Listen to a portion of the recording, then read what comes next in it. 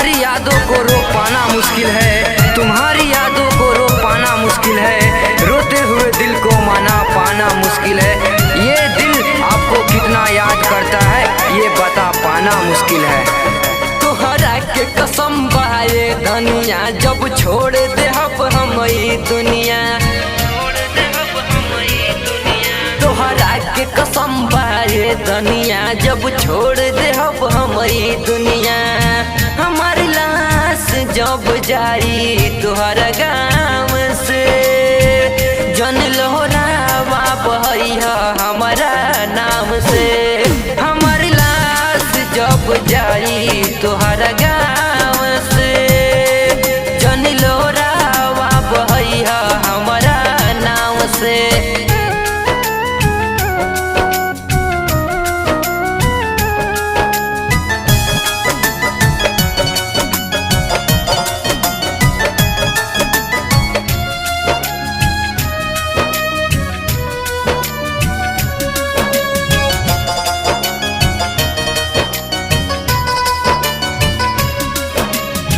मौत के हमारा खबर सुन के जश्न तू मना लिहा, केहू और से दिल लगा के वही में मन भर मालिहा।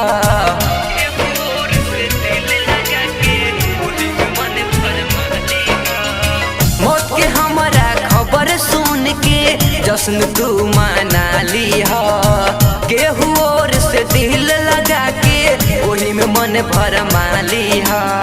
पूछ दीहा फूल दीहल अपना पाँव से, जन लोहरावा बहिया हमारा नाम से। हमार लाश जब जाई तोहरा गाँव से, जन लोहरावा बहिया हमारा नाम से।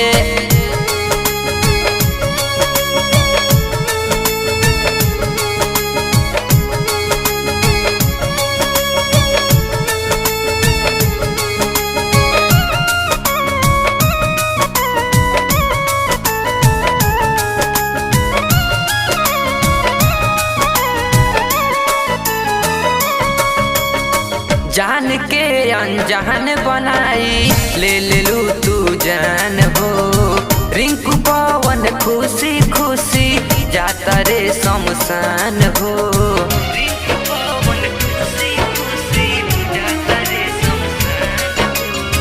जान के अनजान बनाई ले लू तू जान हो, रिंकू पवन खुशी खुशी जाता रे शमशान हो।